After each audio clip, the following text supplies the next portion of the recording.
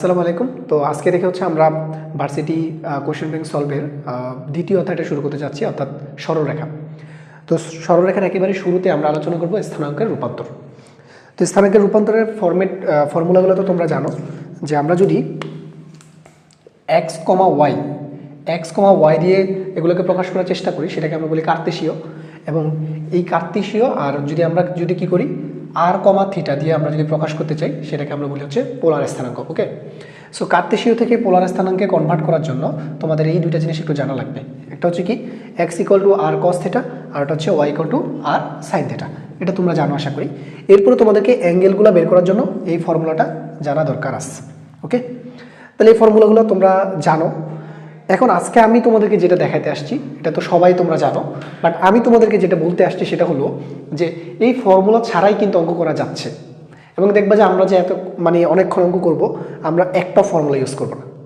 এই ফর্মুলাগুলো ইউজ করা ছাড়াই কমন সেন্সের ব্যবহার করেই অঙ্কের অ্যান্সার করা পসিবল। ঠিক আছে, এর এমন না যে তোমরা এগুলো ফর্মুলাগুলো মনে রাখবা না, অবশ্যই তোমরা এটা মনে রাখবা। ঠিক আছে, তো ফার্স্ট কোয়েশ্চেনটাতে একটু আসি। ফার্স্ট কোয়েশ্চেন চট্টগ্রাম 22 এবং 23 আসছে, এবং এটা হচ্ছে ঢাকা ইউনিভার্সিটিতেও আসা একটা কোয়েশ্চেন। সো ফার্স্টের কোয়েশ্চেনের দেখো তোমাকে কি দেয়া আছে পোলার স্থানাঙ্ক দেয়া আছে সি পাই। এটা কার্তেশীয় স্থানাঙ্ক কত হবে? তো কার্তেশীয় মানে কি এক্স আর ওয়াই বের করতে হবে। তাহলে এক্স আর ওয়াই বের করা একদম ইজি। এক্স মানে হচ্ছে কি আর কস থিটা, আর ওয়াই মানে কি আর সাইন থিটা। তো দেখো যে আর কস থিটা, এখানে আর হিসেবে কোনটা আছে? এই যে এটা হচ্ছে আর, এটা হচ্ছে কি থিটা। তাহলে আর হিসেবে আছে কি সি। তাহলে সি কস থিটা, থিটার মান কত? 180। কস 180 ডিগ্রি হচ্ছে -1, তার মানে এটা কি হবে মাইনাস সি হবে। ওকে, তাহলে মাইনাস সি হবে। অ্যান্ড এখানে দেখো সি সাইন 180, সাইন 100 ডিগ্রির মান কত? 180 ডিগ্রির মান হচ্ছে 0। তাহলে এটা কত আসবে? 0 আসবে। তাহলে -c,0 কোথায় আছে? এই যে এখানে আছে -c,0। ওকে, এখন আসি আমরা পরেরটাতে। এই যে পরের প্রশ্নটা দেখছো, এই প্রশ্নটা আমি আমার অ্যাডমিশনের সময় যেটা করতাম, আমি এটাকে মুখস্থ করে রাখতাম। কেন মুখস্থ করে রাখতাম? কারণ এই কোয়েশ্চেনটা বিভিন্ন ইউনিভার্সিটিতে 13 বার আসছে। বুঝতে পারতেছো কত ইম্পর্টেন্ট এই ম্যাথটা? হুবহু চলে আসছে 13 বার। তো আমি আমার সময় কি করতাম, এটাকে মুখস্থ করে রাখতাম। বাট এখন আমি তোমাদেরকে এমন একটা টেকনিক শেখাবো, তোমার মুখস্থ করার দরকার নেই, প্রেশার নেওয়ার দরকার নেই, তুমি কমন সেন্স ব্যবহার করে এটা অ্যান্সার করে ফেলতে পারবা। তাহলে সেই সিস্টেমটা কি বা পদ্ধতিটা কি সেটা একটু আলোচনা করি। দেখো বলছে এখানে কার্তেশীয় স্থানাঙ্ক দেওয়া আছে তোমাকে, এবং বের করতে হবে পোলার স্থানাঙ্ক। প্রথমে দেখো এটা কোন কোয়াড্রেন্টে আছে? এটা আছে মাইনাস, তো তার মাইনাস মানে হচ্ছে এখানে আছে। অ্যান্ড তার দ্বিতীয় কোয়াড্রেন্টে আছে। বলো তো দ্বিতীয় কোয়াড্রেন্টে কোণের যেই রেঞ্জ, সেটা কত থেকে কত? 90 থেকে 180 পর্যন্ত। অর্থাৎ 90 থেকে 180 পর্যন্ত হইতে হবে, তবেই সে দ্বিতীয় কোয়াড্রেন্টে থাকবে। ওকে, এটা আমরা বুঝলাম।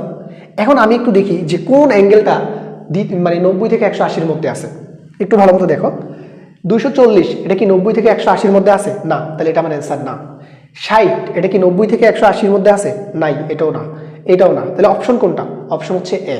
এটা কি এই যে 120, এটা কিন্তু 90 থেকে 180-র মধ্যে আছে। জাস্ট কমন সেন্সের ব্যবহার করে কিন্তু অ্যান্সার করে ফেলতে পারা যায়। ঠিক আছে, তারপর সূত্র তোমরা জেনে রাখবা। যদি মাথা কাজ না করে তখন তো সূত্র দিয়েই করা লাগবে আসলে। ঠিক আছে, এটা তো কমন সেন্স দিয়ে করা যাচ্ছে না। অবশ্যই করা যাবে, তোমাকে একটু অঙ্কটা করতে হবে। কি করতে হবে?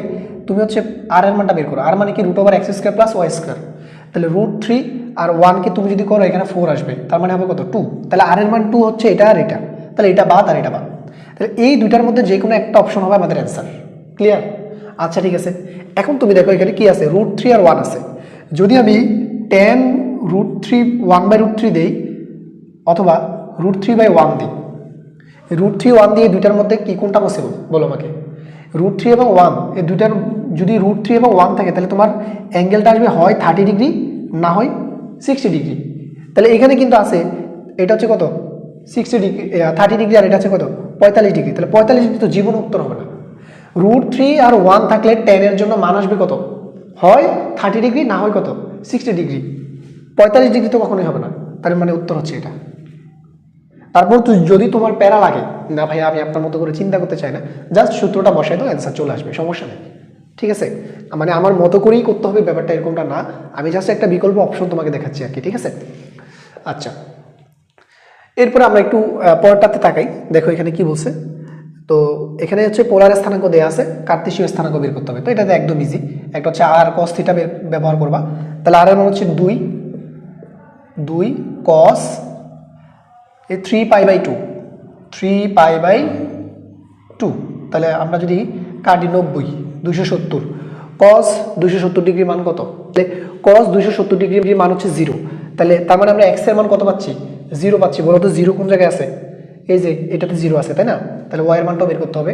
সো ওয়াই ইকুয়াল টু কত হবে বলো? ওয়াই এর মানটা বের করো, আর সাইন থিটা, তার মানে হচ্ছে 2 সাইন 270, তাই না? তাহলে সাইন 270 ডিগ্রির মান কত? সাইন 270 ডিগ্রির মান হচ্ছে কত বলো তো? কত? -1। ঠিক আছে, তো এগুলো একটু মাথায় রাখবা। তাহলে এটা কত হবে? -2। তাহলে -2 আছে কোথায়? এখানে আছে আমাদের অ্যান্সার। ঠিক আছে, আচ্ছা এরপরটা একটু দেখো। এরপরটা কি করব? √3 -√3 আছে, এটার পোলার স্থানাঙ্ক কত হবে এটা বের করতে বলছে। তো আমরা এখানে যেখান থেকে বের করব পোলার স্থানাঙ্ক, আগে হচ্ছে আমি এখান থেকে একটা জিনিস বের করে নিই। দেখো এখানে প্রথমে আমরা হচ্ছে আর এর মানটা বের করি। আর ইকুয়াল টু কত হবে? √3 স্কোয়ার। √3 স্কোয়ার মানে কত হবে? 3। √3 স্কোয়ার মানে কত? 3। তাহলে √6। দেখো তো √6 মাত্র এইটাতে আছে, আর কোনো জায়গায় √6 আছে নাই, তাহলে এটাই অ্যান্সার। পুরোটা করার দরকারও পড়ে নেই। ঠিক আছে, ওকে।